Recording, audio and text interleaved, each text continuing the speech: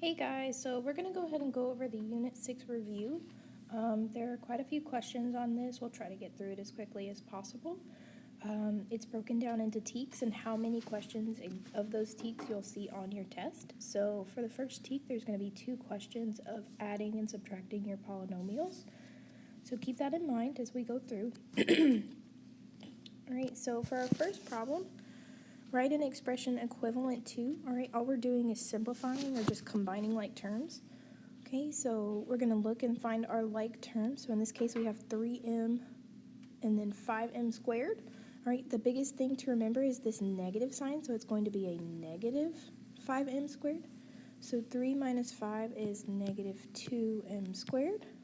Okay, after that, we find our next like term, so a plus 2m minus 3m. Right, that gives us minus m, minus 1m.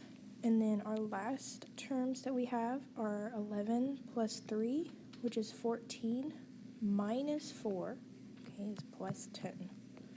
So again, all we're doing is just combining like terms. Okay, so you should get negative 2m squared minus m plus 10.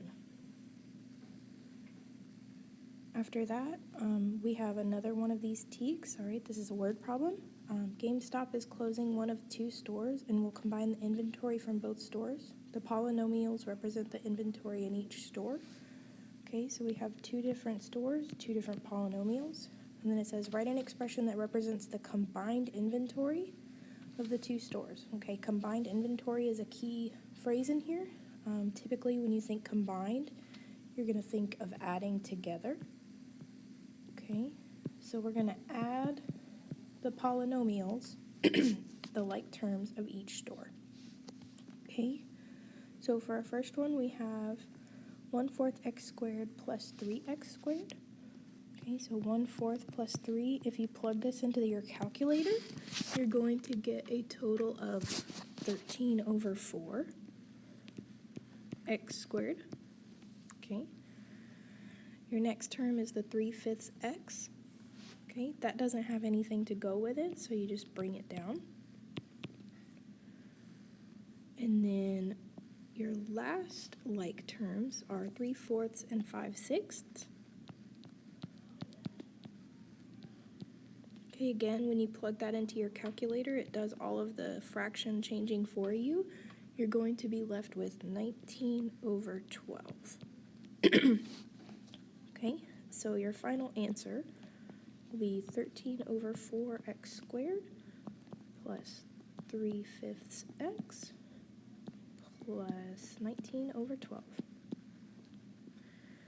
And this will represent the combined inventory of both stores. For the next set of teaks, multiplying and distribution, there's a total of 7 questions. Okay, so a lot of distribution on this test, so make sure if you have any questions, you ask them before the test tomorrow. All right, so you're going to write an expression equivalent to, again, you're just simplifying. Remember, if you have a number bumped right up next to a set of parentheses, you have to distribute and multiply. So negative 3 times m is a negative 3m. Okay, you distribute that to the 4 as well. You're going to get a negative 12. Whatever we didn't distribute, you bring it down. So 4m squared and the 7m squared come down. Okay, now just like in combining like terms, we're going to combine our like terms. So 7 plus 4 is 11m squared. All right, then we have a negative 3m. Doesn't have anything to combine with, so you bring it down. And then last one is a negative 12. You bring that down as well. Okay. For number 4, we have 2 sets of parentheses. Okay, in this case, we're going to work with double distribution, so we have to break apart our first binomial. Okay, so you're going to take your first term of the binomial and write it down. And then you take the entire second binomial and copy it. Okay, then you look at your second term of your first binomial, bring the sign down with it, and then rewrite your second polynomial again. Okay, Once we get to this point, you're just going to distribute. Okay, so h squared times a negative 2h is negative 2h to the third. Remember, you have to add your exponents. Okay, h squared times negative 4 is negative 4h squared. Okay, distribute again. This is why it's called double distribution. You do it twice. You're going to get a negative 6h squared and then minus 12h. Okay, once you're here, you only have one step left. Combine like terms. Okay, whatever you don't have to combine with just comes down. So negative 4h squared minus 6h squared is going to give us a negative 10h squared. And bring down your negative 12h.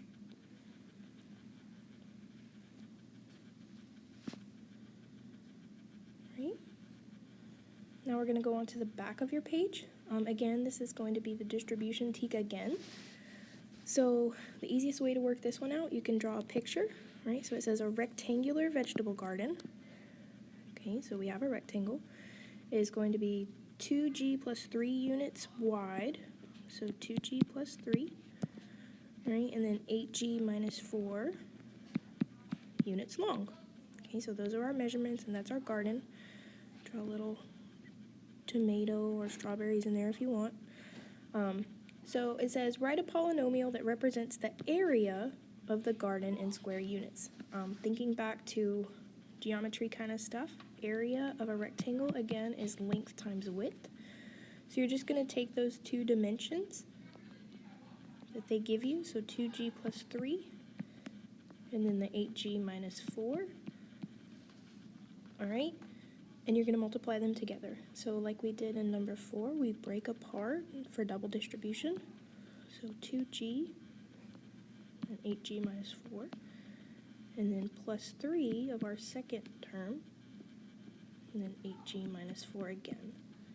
Okay, once we're here, you distribute again. So you get 16g squared minus 8g.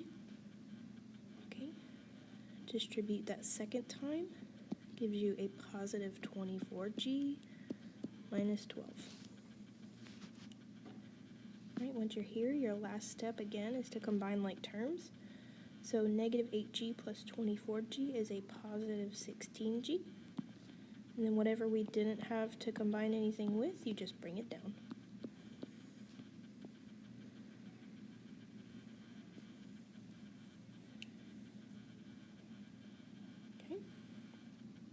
So 10E, we have two questions of factoring. Okay, remember factoring is where we do our ACB chart. Okay, so we're breaking apart. That's what factor means. Again, breaking apart these polynomials. Okay, so in this case, A, B, and C, our A is going to be a 1. C is 24. When you multiply those together, you get a positive 24. And then our B value is a negative 14. Okay, once we've established our AC and B terms,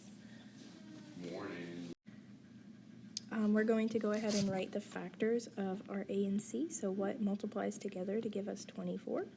Right, in this case, 1 times 24, 2 times 12, 3 times 8, and 4 times 6.